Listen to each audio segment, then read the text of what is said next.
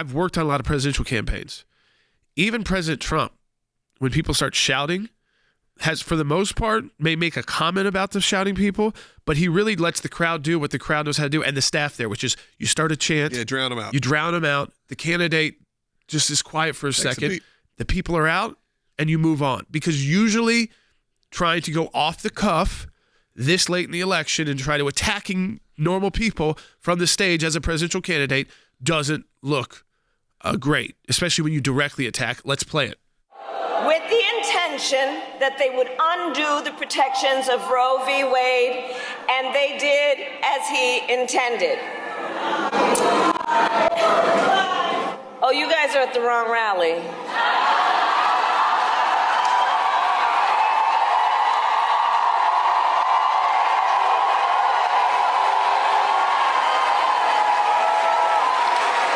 No, I think you meant to go to the smaller one down the street.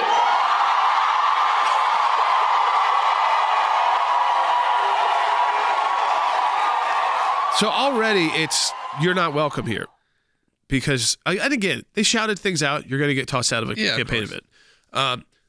That's normal. She's the one who told people to go to Trump rallies, I remember, during the debate. Right. Go to a Trump rally. See what it's like. Right. Then someone showed up to her rally. Oh, get him out of here. And say, there's no place for you. If you believe in Jesus and you're pro-life, you must be in the wrong location because you can't be a Democrat anymore. So clear message right there. Until Sunday when you're showing up at church. It's fine. Well, she showed up at church Sunday, yes, and Walls did. And I'm not saying I think it's both those things.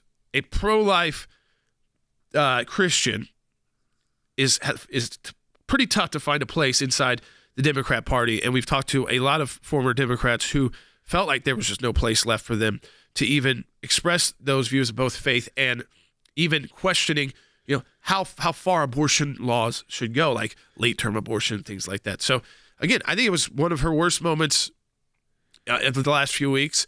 With Anderson Cooper this week, it could, again, be very dull and a bunch of word salad on Wednesday, or it could be disastrous. When does it start turning? We can find this out. With early voting happening, and so many people have voted already, when does it stop becoming even a reason to go doing these interviews? Reason she's sitting down with Liz Cheney right now in Pennsylvania, and Liz Cheney, which, I mean, so I'm not even going to go through the list, but talking about sitting down with people who would still like to probably put your father in prison for war crimes. Right.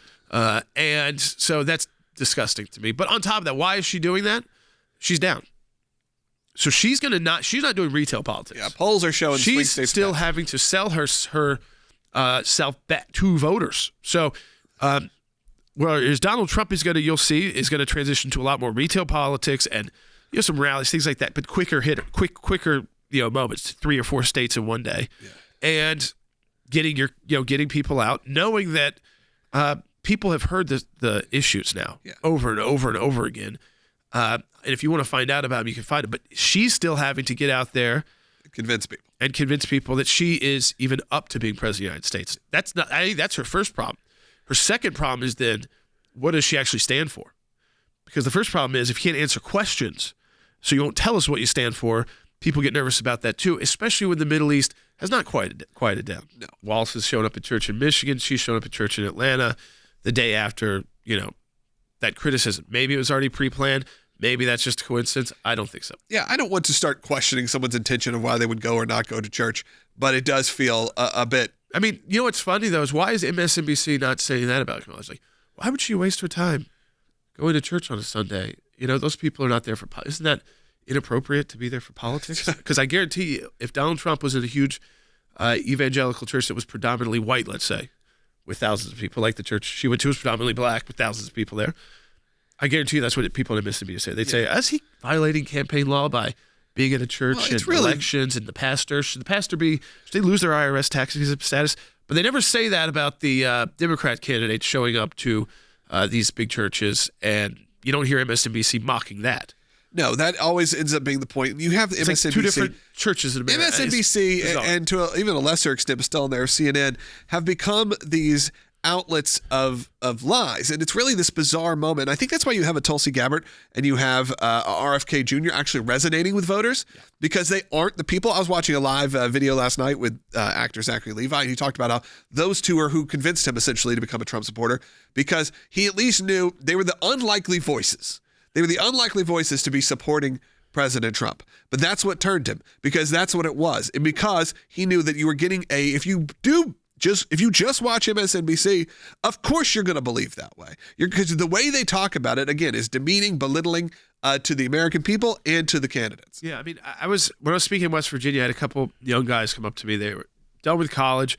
One is getting his master's and then probably going to law school at Georgetown. I saw that on my resume, and obviously they follow the work that we do. They really like our work, but they also want to impact the government. And so they were talking to me about their plans. And I think, again, they also feel like, how do I do this without totally isolating myself? Can I go to these schools anymore? Like if I do this at Georgetown, what was it like when you were there? And I said, you know what? Even though that wasn't that long ago, I'm not sure it's the same place as it was even a decade ago when I was there. So I mean, it can be a pretty tough place to be, but also good for your resume. So sometimes you have to keep your head down, be there, and take the action through the positions that you take. But it's encouraging to see.